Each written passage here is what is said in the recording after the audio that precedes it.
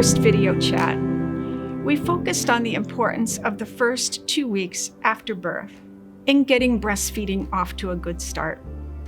In our second video chat, we talked about the importance of the hospital stay, what to expect and what to do to establish breastfeeding.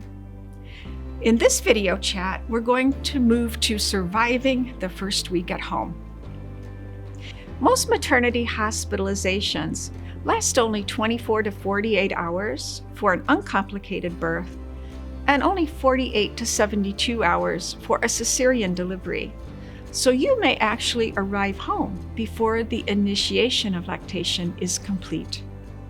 You have 3 important priorities during the first week at home: breastfeeding your baby frequently and effectively, sleeping efficiently, and taking care of yourself.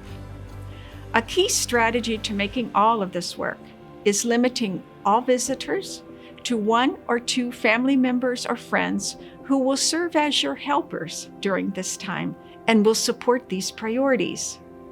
You will also take your baby to a primary care provider within the first day or 2 after you go home from the hospital and should prepare information for this visit. So let's talk about breastfeeding your baby frequently and effectively. As your milk comes in, your baby begins to drink more and may sleep for slightly longer stretches, but you should still plan 8 to 12 feedings a day. Try to make the feedings as efficient or time-saving as possible by starting the feeding as soon as your baby wakes up and shows signs of eating. Don't change the diaper or clothing right then. Instead, feed your baby immediately and have your helper change the diaper when your baby rests after the first part of the feeding. The diaper change oftentimes awakens the baby to breastfeed a second time. Next, have everything that you need to breastfeed: your pillows, your chairs, your nipple cream, and your water for yourself in 1 or 2 spots in the house where you will be feeding, so that you don't waste time getting everything set up when your baby is awake and ready to feed. Your baby may still struggle to latch to the breast immediately, taking several minutes to get settled and beginning to drink. Although this is normal, it's easy to think that your baby is rejecting the breast or not liking the milk or not trying hard enough. Instead, your baby is still sorting out how to grasp the nipple and stretch it effectively so that a good latch is created. Be sure to try breastfeeding in different positions because that will minimize the suction pressure being applied to the same part of the breast all of the time. Always use a finger to break your baby's suction, even if it looks like your baby is asleep and not eating. These tips help prevent or treat sore nipples. By 48 to 72 hours after birth, your baby should have a wet diaper with each feeding and several bowel movements throughout the day.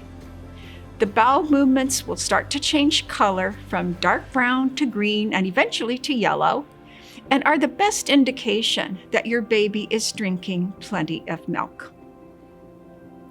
So the second priority is sleeping. Breastfeeding helps new mothers fall asleep quickly after a feeding once coming to volume has started.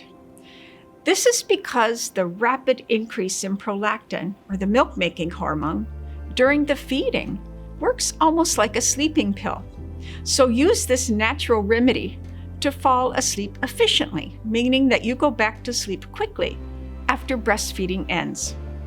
Oftentimes, new mothers try to use this valuable sleeping time doing chores that can and should be given to your helpers, such as changing the diapers or doing laundry.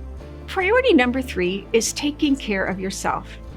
It is so easy to focus on your baby during this first week and forget the fact that your body has just experienced a tremendous physical and hormonal change. The hormonal changes alone make many mothers feel vulnerable or overly sensitive about their abilities to breastfeed and sometimes even to care for a newborn. For example, You may see that your baby has frequent bowel movements, indicating plenty of milk intake, but you think you don't have enough milk when the unavoidable crying and fussiness starts in your baby. It's normal to feel guilty that you don't spend time with your other children or invite family members and friends to welcome the baby. Along with this, most mothers still have pain from the birth, full breasts, and suffer from too little sleep. Remember to take the pain medications that the doctor has prescribed with the comfort of knowing that they will not harm your baby, but they will help your breastfeeding and allow you to care for your baby. Nearly all foods and spices are compatible with breastfeeding. You may still notice uterine cramping and extra bleeding during and right after breastfeeding during this first week at home. A big event during the first week at home is taking your baby for the first health checkup. Standard practice today dictates that your baby's primary care provider will check your baby within a day or two after you go home from the hospital. You can plan for this visit by doing several things.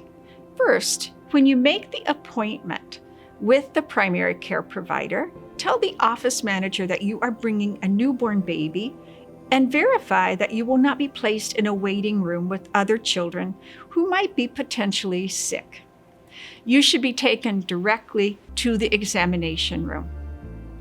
At this visit, a primary assessment of the care provider is going to be that your baby is drinking enough milk. He or she will ask about the frequency of breastfeeding, wet diapers, the frequency and color of bowel movements, and will check for jaundice. Be ready to share this information.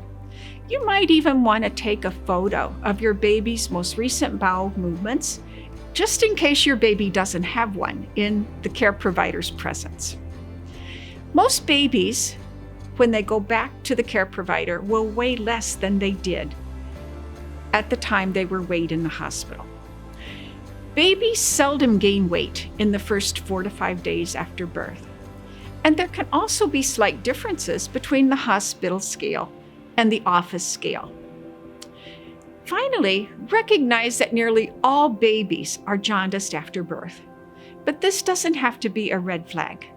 Jaundice in the presence of dry diapers and a lack of bowel movements may be a red flag. So to summarize our video chat today, there are 4 takeaway messages. First, it is very normal for you to feel sensitive and vulnerable during this first week at home. This is due to the tremendous hormonal changes and to the fatigue that you are experiencing. Number 2, limit the visitors to helpers who can clean, cook, entertain other children or pets, change diapers, and promote your well-being. You do not want or need helpers who want to bottle feed your baby or hold your baby so that you can wash dishes or fold the laundry. Number 3, you cannot overfeed your baby during this first week at home. It is normal to have some feedings in which the baby doesn't latch onto the breast immediately. Finding the nipple and beginning to drink milk quickly will become more consistent as the week passes. Finally, prepare for the first well baby checkup by bringing along with you information about the frequency of breastfeedings, wet diapers, and bowel movements.